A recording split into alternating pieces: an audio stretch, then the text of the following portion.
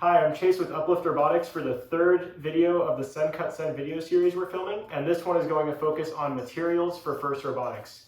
So what we're going to talk about here is just kind of the different materials that we would typically use on our robot and kind of the different applications we would suggest using them for.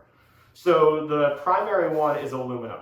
SendCutSend sells aluminum in the 5052 series, 6061, and also a 7 series aluminum. We personally use the 6061, and just for context, the typical GoBuilda and Tetrix parts are 7 series aluminum.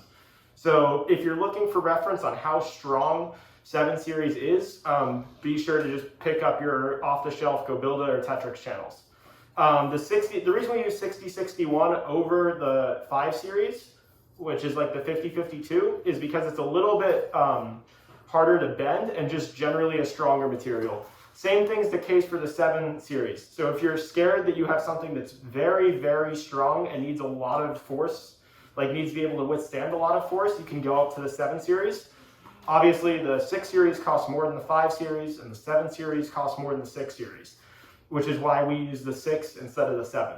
For us, we've always found that the 6 series is more than strong enough, but it does have a little bit of extra flex.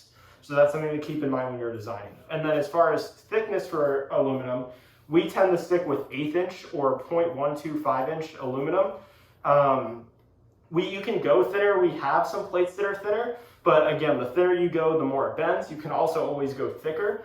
But the big thing, especially with the aluminum, is the weight adds on quickly when you go thicker or thinner. As I mentioned, I think in the first video, if your plates are 30% thicker, they're basically going to weigh 30% more. So that's just something to keep in mind when you're discussing kind of weight and thickness.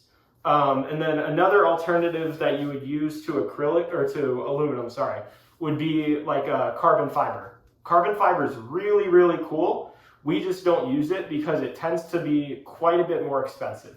So if that's something that you'd be interested in using, you definitely can, and it has a lot of advantages. It tends to weigh a lot less and can be even more rigid than aluminum in a thinner thickness. It just costs a lot more. So especially for a team like us where we redesign our robot probably 2, 3, 4 times in a year, that's a lot of money that adds up over time. But if it's something like a drivetrain that you plan to use for several seasons, you could potentially use carbon fiber to make it as light as possible and just continue to use that.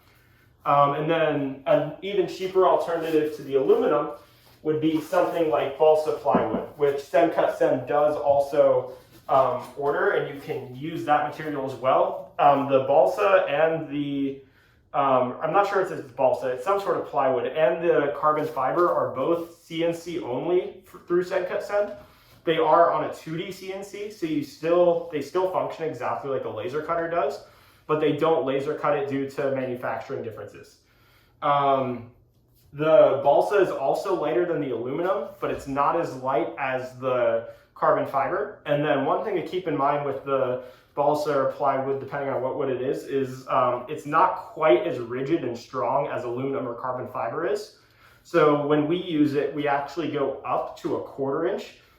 To ensure that it's strong enough, because while we use 1/8 inch aluminum, the wood bends a little too much for us to use 1/8 inch for most applications.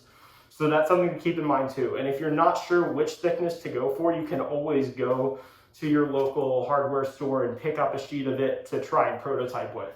That's something we do a lot, is we'll actually go ahead and buy the material we're using to test it and often make prototypes with, and then if we're happy with it, then we can order it through SendCutSend.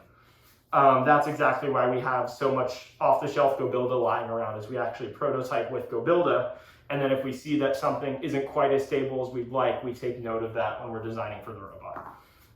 And then 2 other materials I'm going to mention are polycarbonate and acrylic. So a lot of people get them confused because they're both a clear plastic, but they are actually 2 very different materials. Polycarbonate, which you'll often see called Lexan, is a very strong but not very rigid material. So it's something that you can use for side plates, or basically you don't want to use it for anything that needs a lot of structural integrity, but if you need something that's going to take a lot of beating and just take a lot of hits to it, Lexan's a great material for that. It's very bendy, but it's very strong. So if you are doing side plates or a ramp or some sort of guard, Lexan's a great way to go. And then they also do sell acrylic, which is a little bit cheaper than the Lexan is, or the polycarbonate, depending on what you call it.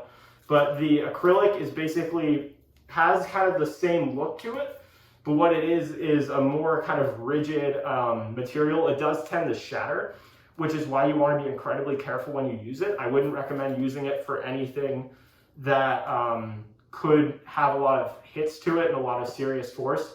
It's not nearly as like breakable as glass per se, but if you were to like collide with a robot and that was the only thing bracing the impact, it would probably break.